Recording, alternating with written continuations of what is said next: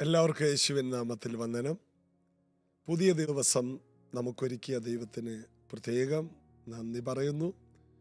ഇന്നത്തെ ദിവസം മുതൽ അസാധാരണമായ അനുഗ്രഹങ്ങളും സകല ബുദ്ധിയും കവിയുന്ന ദൈവിക സമാധാനവും നിങ്ങളിൽ ഒഴുകട്ടെ എന്ന് പ്രാർത്ഥിക്കട്ടെ. കർത്താവ് വലിയവൻ, കർത്താവ് നല്ലവൻ. ഓരോ ദിവസം കഴിയുന്തോറും നമ്മൾ ജയാളികളായി മാറിക്കൊണ്ടിരിക്കും. ഒരിക്കൽ ഒരു കാക്ക പറന്നു വന്നിട്ട് ഒരു വീടിൻ്റെ മുറ്റത്ത് മുകളിൽ തൂക്കിയിട്ടിരിക്കുന്ന കൂട്ടിൽ കിടക്കുന്ന തത്തമ്മയോട് ചോദിച്ചു, തത്തമ്മേ തത്തമ്മേ, നീ എന്തുകൊണ്ടാണ് ഈ കൂട്ടിൽ കിടക്കുന്നത്? അതിന് തത്തമ്മ ഒറ്റ വാക്കാ പറഞ്ഞത്, അതെങ്ങനെയാണ്? ഞാൻ സംസാരിക്കും, അതുകൊണ്ടാണ്. സംസാരിക്കുന്നവർ വിലയേറിയവരാണ്, സംസാരിക്കുന്നവർ മൂല്യമുള്ളവരാണ്. കാക്ക എന്തുകൊണ്ടാണ് കൂട്ടിലിടാത്തത്? കാക്കയ്ക്കില്ലാത്ത പല കാര്യവും തത്തമ്മയ്ക്കുണ്ട്. അതുകൊണ്ട് തത്തമ്മയെ മൂല്യമുള്ളത് കൊണ്ടാണ് കൂട്ടിനകത്തിട്ടിരിക്കുന്നത്. ഇതുപോലെ സമൂഹത്തിൽ മൂല്യമുള്ളവർ ചിലപ്പോൾ ബന്ധിക്കപ്പെട്ട ചില അവസ്ഥയിലൂടെ കടന്നു പോകും. നാം ബന്ധിക്കപ്പെട്ട് കിടക്കുമ്പോൾ അതിൻ്റെ അർത്ഥം മൂല്യമില്ലാത്തവരെന്നല്ല, നാം മൂല്യമുള്ളവരാണ്. ചില കാര്യങ്ങൾ ഒരു പരിമിതിയിൽ നമ്മൾ കിടക്കുന്നു, പരിമിതപ്പെട്ട് കിടക്കുന്നു. അതിൻ്റെ അർത്ഥം വില കുറഞ്ഞവരല്ല, നാം വില കൂടിയവർ തന്നെയാണ്. നമുക്ക് മൂല്യമുള്ളത് കൊണ്ടാണ് നമുക്ക് ചുറ്റും ഒരു പരിമിതി വന്നിരിക്കുന്നത്. അതുകൊണ്ട് നമ്മൾ ഒരിക്കലും നമ്മെ വില കുറഞ്ഞ് കാണരുത്. തത്തമ്മ കാക്കയോട് പറഞ്ഞു, ഞാൻ സംസാരിക്കും. നിനക്കില്ലാത്ത പലതും, പല മൂല്യങ്ങളും എനിക്കുള്ളത് കൊണ്ട് ഞാനിങ്ങനെ കിടക്കുന്നു. മൂല്യങ്ങളുള്ളവർ വേദനകളിലൂടെ പോകും, മൂല്യങ്ങളുള്ളവർ സങ്കടങ്ങളിലൂടെ പോകും. അതെല്ലാം പോകുമ്പോൾ ഞാൻ വില കുറഞ്ഞവനെന്ന ചിന്താഗതി ആദ്യം എടുത്തു കളയുക. ഞാൻ വിലപ്പെട്ടവനാണ്. എത്ര പ്രശ്നങ്ങളാണെങ്കിൽ ഒരു ദിവസം ഞാൻ പുറത്തു വരും. ഈ ഒരു ശുഭാപ്തി ചിന്തയോടെ ജീവിക്കുവാൻ കർത്താവ് നമുക്ക് കൃപ തരട്ടെ. നമുക്ക് റോമാലേഖനത്തിലേക്ക് വരാം. റോമാലേഖനം 8-ാം അധ്യായം 8-ാമത്തെ വാക്യമാണ് നമ്മൾ വായിച്ചത്. ജഡ സ്വഭാവമുള്ളവർ, അവർക്ക് ദൈവത്തെ പ്രസാദിപ്പിക്കാൻ കഴിവില്ല. ദൈവത്തെ പ്രസാദിപ്പിക്കാൻ ഒരു കഴിവുണ്ട്. നമ്മൾ പറയില്ലേ, എനിക്ക് കഴിവില്ല, എനിക്കത് എത്തിപ്പിടിക്കാൻ കഴിവില്ല, എനിക്ക് ആ ഓട്ടം ഓടി ജയിക്കാൻ കഴിവില്ല. അപ്പൊ കഴിവ് ഉണ്ടാക്കിയെടുക്കുന്നതാണ്. ജഡസ്വഭാവം ഉണ്ടാക്കിയെടുത്ത ഒന്നാണ്. അത് നമ്മെ കഴിവില്ലാത്തവരാക്കി മാറ്റും. ദൈവത്തോടടുക്കുവാൻ, ദൈവത്തിൻ്റെ നന്മകൾ പ്രാപിപ്പാൻ, ദൈവത്തിൻ്റെ ഐശ്വര്യം സ്വീകരിപ്പാൻ, ദൈവിക വഴിയിൽ നടക്കാൻ കഴിവില്ലാത്തവരാക്കി മാറ്റുവാൻ നമുക്ക് കഴിയും. നമ്മെ തന്നെ അങ്ങനെ ആക്കാൻ കഴിയും. എന്നാൽ ആത്മസ്വഭാവമുള്ളവർ, അവർ ദൈവത്തെ പ്രസാദിപ്പിക്കും. അപ്പോൾ നമ്മുടെ കഴിവുകേടുകൾ നമ്മൾ വരുത്തി വെക്കുന്നതാണ്. അതിനെ നമുക്ക് മാറ്റിമറിക്കാൻ കഴിയും എന്ന് ദൈവവചനം നമ്മെ പഠിപ്പിക്കുന്നു. 9-ാം വാക്യം, നിങ്ങളോ ദൈവത്തിൻ്റെ ആത്മാവ് നിങ്ങളിൽ വസിക്കുന്നു എന്ന് വരികിൽ ജഡസ്വഭാവമുള്ളവരല്ല, ആത്മസ്വഭാവമുള്ളവരത്രേ. ദൈവത്തിൻ്റെ ആത്മാവ് നമ്മിൽ വസിക്കുന്നു എന്നുള്ളതിൻ്റെ തെളിവ് എന്താണ്?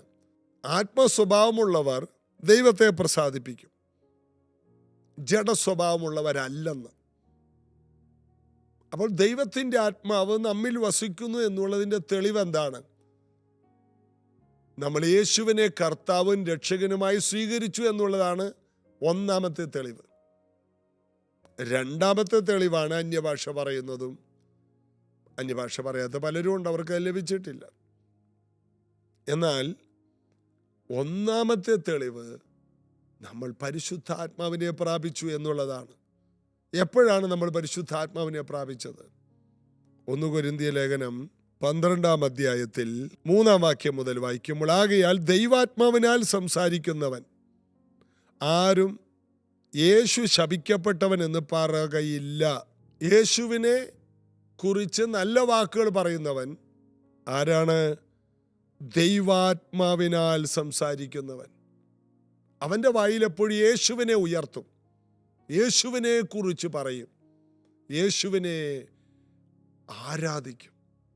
യേശുവിനെ കുറിച്ച് ഒത്തിരി കാര്യങ്ങൾ പുകഴ്ചയായി പറയാനുണ്ട്.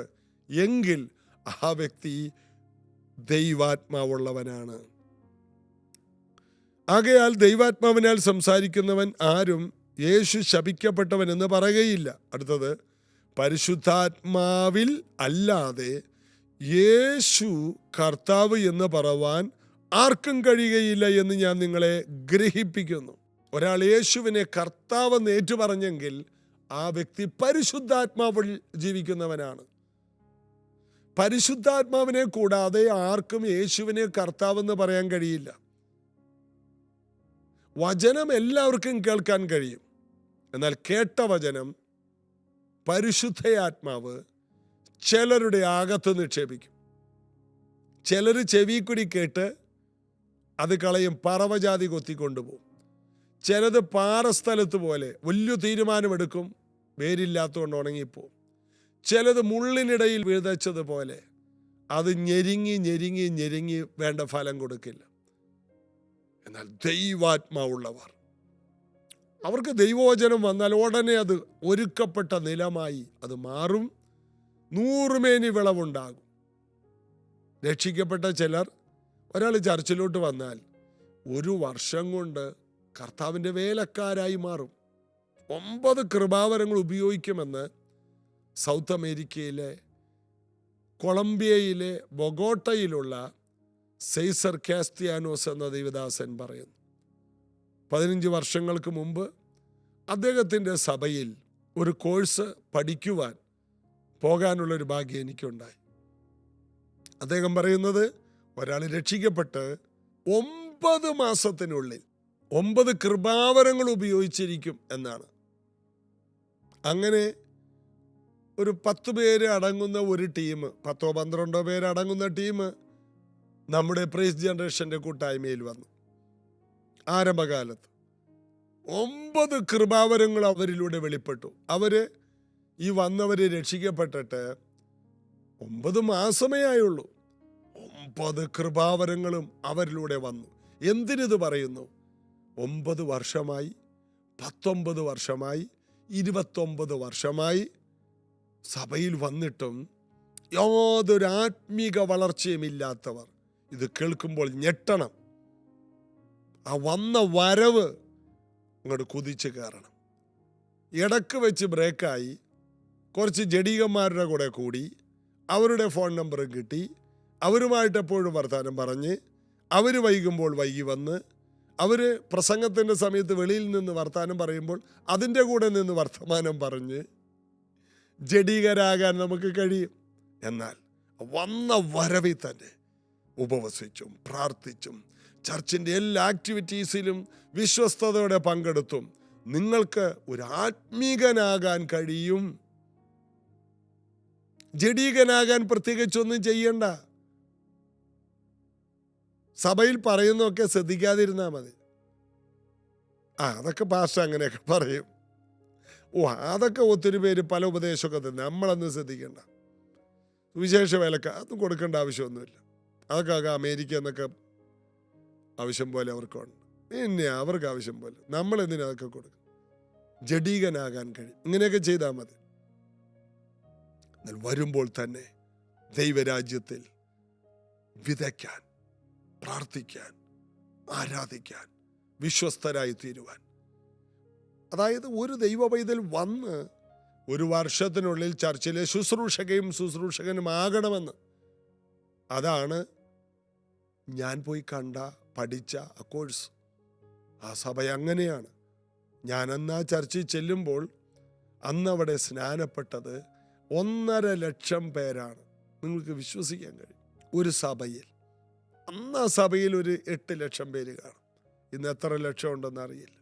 നമ്മുടെ വിചാരം വർഷങ്ങളിങ്ങനെ വന്ന് ചർച്ചിൽ വന്നിരുന്ന് എവിടെയെങ്കിലും ഒരു കസേരയിലിരുന്ന് എഴുന്നേറ്റ് പോവുക. ഇല്ല, നിങ്ങൾ വളരണം, ആത്മീകരാകണം. ആകയാൽ ദൈവാത്മാവിനാൽ സംസാരിക്കുന്നവൻ, ആത്മാവിൽ സംസാരിക്കുന്നവൻ ആരും യേശു ശപിക്കപ്പെട്ടവനെന്ന് പറയുകയില്ല. പരിശുദ്ധാത്മാവിലല്ലാതെ യേശു കർത്താവ് എന്ന് പറയുവാൻ ആർക്കും കഴിയില്ല എന്ന് ഞാൻ നിങ്ങളെ ഗ്രഹിപ്പിക്കുന്നു. ഇത് പറഞ്ഞിട്ട് എന്നാൽ കൃപാവരങ്ങളിൽ വ്യത്യാസമുണ്ട്. കൃപാവരങ്ങളെ കുറിച്ചാണ് പിന്നീട് പറയുന്നത്. അപ്പൊ യേശുവിനെ സ്വീകരിച്ചവർ കൃപാവരങ്ങളിലേക്ക് കയറണം. കൃപാവരങ്ങൾ ഉപയോഗിക്കപ്പെടുന്ന വ്യക്തിയാകണം. ഇതൊക്കെയാണ് പിന്നെ 9 കൃപാവരങ്ങളെ കുറിച്ചാണ് അതിനകത്ത് പറയുന്നത്. സഭയിൽ വരുന്ന വ്യക്തി അമാനുഷികമായ ഈ 9 വരങ്ങളും ഉപയോഗിക്കുന്ന വ്യക്തിയായി മാറണം. നിങ്ങളുടെ വരവ് അതുപോലെയായിരിക്കണം, നിങ്ങളുടെ തീഷ്ണത അതുപോലെയായിരിക്കണം. വന്നിട്ട് ഇടക്ക് വലിഞ്ഞു പോയവരെ കൂട്ടുകൂടരുത്. സഭയിൽ വരുമ്പോൾ ആത്മീക മൂല്യം സൂക്ഷിക്കുന്നവരുമായിട്ടും കൂടുതൽ അടുത്തിടപഴകുമ്പോൾ ജ്ഞാനികളോടുകൂടെ നടക്കാൻ നീയും ജ്ഞാനിയാകും. കർത്താവിൻ്റെ കരം നമ്മോടുകൂടി ഇരിക്കട്ടെ. റോമാലേഖനത്തിലെ ആ വാക്യം 8-ാം അധ്യായത്തിൻ്റെ 9-ാം വാക്യം, നിങ്ങളോ ദൈവത്തിൻ്റെ ആത്മാവ് നിങ്ങളിൽ വസിക്കുന്നു എന്ന് വരികിൽ ജഡസ്വഭാവമുള്ളവരല്ല, ആത്മാ സ്വഭാവമുള്ളവരത്രേ. ക്രിസ്തുവിൻ്റെ ആത്മാവില്ലാത്തവൻ അവനുള്ളവനല്ല. നമുക്ക് തന്നെ അറിയാം, ഞാൻ ദൈവാത്മാവുള്ള വ്യക്തിയാണ്. ദൈവാത്മാവുള്ള ഒരു വ്യക്തിക്ക് യേശു യേശു എന്ന് എപ്പോഴും പറയേണ്ടി വരും. അതൊരു ആനന്ദമാണ്. ഓരോ പ്രാവശ്യം പറയും തോറും അതൊരു മടുപ്പല്ല, അതൊരാവേശമാണ്. തമിഴ്നാട്ടിൽ വിജയ് വിജയ് എന്ന് പറയുമ്പോൾ അവർക്കൊരാവേശമുള്ളത് ഞാൻ ശ്രദ്ധിച്ചു. അതിനേക്കാൾ എത്രയോ ആവേശമായിരിക്കണം ഒരു ദൈവ പൈതലിന്. യേശു കർത്താവ് എൻ്റെ ഇടയനാണ്, എനിക്ക് മുട്ടുണ്ടാകുകയില്ല. രാഷ്ട്രീയക്കാരനെ, ഒരു സിനിമാക്കാരനെ കാണുമ്പോഴുള്ള ആവേശത്തിൻ്റെ പകുതി പോലും യേശു എന്ന് പറയുമ്പോൾ, ഒരു പാട്ട് ചർച്ചിൽ ഒരു ആരാധന ഗീതം പാടുമ്പോൾ ഒരു ആവേശമില്ലാതെ വെറുതെ നിൽക്കുന്നവരെ കണ്ടിട്ടുണ്ട്.